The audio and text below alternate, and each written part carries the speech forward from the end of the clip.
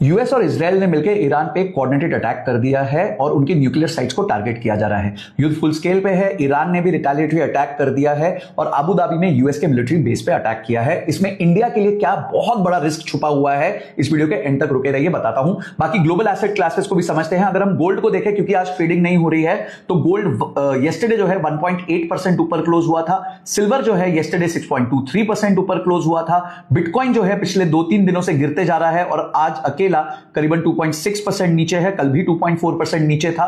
पर मजेदार बात देखने की यह है, जो क्रूड ऑयल है वो कल 2.78% क्लोज हुआ है, ऊपर क्लोज हुआ है और अपने one of the highest rates पे पहुंच चुका है। अब ऐसा क्यों हुआ है? क्योंकि ईरान और ओमान के बीच में आता है स्ट्रेट ऑफ हॉर्मुज। ये इतना इंपॉर्टेंट है, इसको जानिए कि 20 to 25% जो ग्लोबल ऑयल ट्रेड होता है वो स्ट्रेट ऑफ हॉर्मुज में से होता है। ये 39 किलोमीटर की पट्टी है और करीबन 30% जो नेचुरल गैस का ट्रेड है वो भी इसी स्ट्रेट ऑफ हॉर्मुज में से होता है, जिसमें मेजर प्लेयर कतर है। अब जो लोग यहां से एक्सपोर्ट करते हैं वो सारी जीसीसी कंट्रीज ऑयल को एक्सपोर्ट करती हैं और मजेदार बात यह है कि 80% जो ये कंजम्पशन होती है वो ईस्टर्न वर्ल्ड में होती है, यानी India, China, south Korea, Japan, ये लोग कंज्यूम करते हैं। अब इंडिया के लिए रिस्क क्यों बढ़ता है? क्योंकि इंडिया का 50% क्रूड ऑयल जो है वो स्ट्रेट्स ऑफ हॉर्मुज में से आता है और ये माना जा रहा है कि अगर ईरान ने उस पर अटैक कर दिया तो जो क्रूड ऑयल है वो $110 पर बैरल भी जा सकता है, जो इस टाइम पे $67 पर बैरल चल रहा है। तो इंडिया के लिए एक बहुत अच्छा खासा रिस्क यहां पे बन जाता है।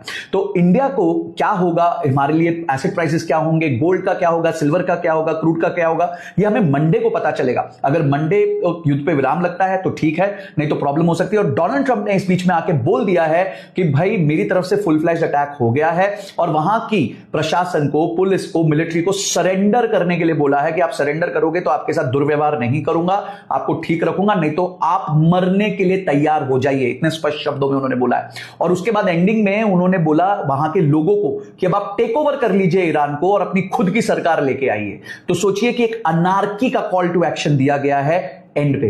तो ये युद्ध तो अभी मेरे को ऐसा नहीं लग रहा कि कहीं थमेगा बहुत जल्दी, और उसका क्या इंपैक्ट होगा वो मंडे को पता चलेगा। कमोडिटीज और मेटल्स ऑब्वियसली ऊपर जाने के फुल चांसेस हैं और हमारी जो मार्केट्स हैं उसमें एक करेक्शन होने के भी चांसेस है। इंडिया को क्रूड ऑयल की सेफ्टी देखनी पड़ेगी क्योंकि हमारा 50% जो क्रूड ऑयल है वो स्ट्रेट ऑफ हॉर्मुज में से आता है। आपको क्या लगता है मुझे कमेंट सेक्शन में बताइएगा।